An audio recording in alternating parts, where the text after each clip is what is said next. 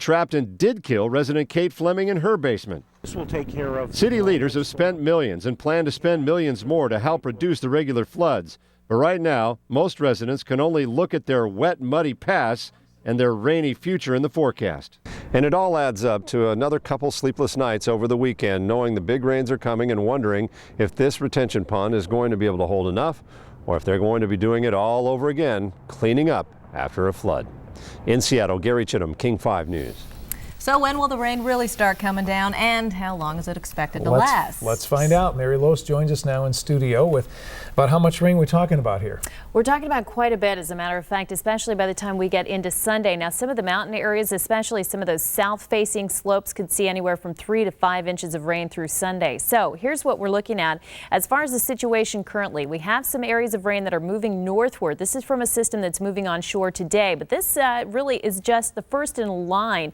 You can see that plume of moisture that's moving out from Hawaii. That is tropical moisture, and yes, that is Hawaii that's circled down there. So you can see the origins of this. Meanwhile, that is going to give us mild conditions with that heavy rain on Sunday. And you can see how it's pumping right into the Pacific Northwest. A lot of it going into Northern California, but that's going to fluctuate just a little bit as we make our way on into the next couple of days. So we'll be keeping our eyes on that, and also on that possibility starting late Saturday in through Sunday of seeing that heavy rain. 5 inches, that's a lot if it's in a short period of time. Looks like still a chance it could stay a bit to the south of us, though. I think it's probably going to fluctuate and move a little bit further north. There's a stronger system that's actually going to pull a lot of that moisture up with it, and so that's part of the story too. Well, we know you and the team will be tracking it. Yep. Thank you, Mary. Well, sentencing is delayed today for the white supremacist convicted of illegally possessing and trying to sell firearms. Cops found 70 guns and over 20,000 rounds of ammunition at the Seattle home of Keith Gilbert in 2005. Well, today, a judge agreed to delay his sentencing because of a federal paperwork error. Gilbert has a violent criminal history, including a conviction for a plot to kill the Reverend Martin Luther King Jr. He's also a former member of the Aryan Nations and has described himself as a disciple of Adolf Hitler. Concerned Duval parents hope investigators get to the bottom of reports that a man approached children at 2 bus stops. In one incident, a mother claims a man drove alongside the kids and asked them to get in his car. When the kids refused, the man drove off. Another parent reported a similar incident. Well, it could still be a couple more hours before street repairs are completed after a deadly accident last night in Auburn. Auburn police say one person died in this crash in the 5600 block of Auburn Way South. Police say the driver of a pickup truck hit another vehicle, then left the roadway and struck a power pole. The pickup truck driver died. Only one lane of cars is currently getting through on Auburn Way South at South 368th Street. And police say a man hit by a car on Seattle's Aurora Avenue ignored a don't walk signal. The pedestrian was struck last night at the intersection of Aurora and 105th Street. He was thrown, according to police, about 100 feet and did receive life-threatening injuries. At last check, he was in critical condition at Harborview.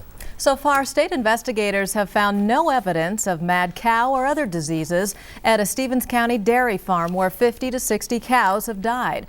The Addy Dairy has voluntarily stopped selling or distributing milk since December. The farmer reported the deaths of dozens of cows over the last few months. The state agriculture department is trying to find out what killed them. USDA workers inspected the farm a few days ago and found no evidence of sick animals. A new audit finds that the FBI has improperly and in some cases illegally used the Patriot Act. The audit by the Justice Department's Inspector General says the agency has misused the provisions of the act to secretly get personal information on Americans. Now, the report goes on to say that the FBI has underreported how often it has forced businesses to turn over customer data. Inspectors blame shoddy record keeping and agent error for most problems. This audit did not find any indication of criminal misconduct. A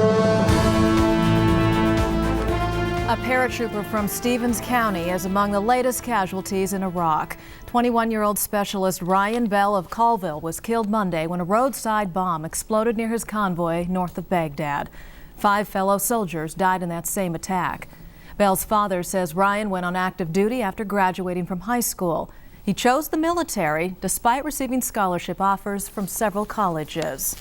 U.S. and Iraqi troops are on alert for a potentially volatile weekend of sectarian violence. That volatility extended an explosion of frustration in the halls of Congress today. King 5's Don Porter has more on this convergence of forces. Don? Boy, you got that right, Brad and Carolyn. A lot of forces at work today. Fears of large-scale sectarian violence. Iraq's Shiite leaders nervously hosting a neighbors' conference, and some of Iraq's neighbors are Sunni governments. And in the halls of Congress today, an anti-war Democrats' frustration over Iraq really boils over. Watch. House Democrats battle to pull U.S. troops out of Iraq. Anti-war Wisconsin Democrat David Obey today confronted in the hall by the mother of an Iraq vet. She asked, why not cut off the money, the supplemental budget for the war? You can't end the war if you're going against the supplemental. It's time these idiot liberals understand that. Idiot liberals, exploded Obey, don't understand the difference between defunding the troops and ending the war. We couldn't even get the votes to pass a non-binding resolution 1 week ago. How the hell do you think we're going to get the votes to cut off the war? Republicans ripped the Democratic plans. Who doesn't believe that if we pull out of Iraq and we see failure there, that those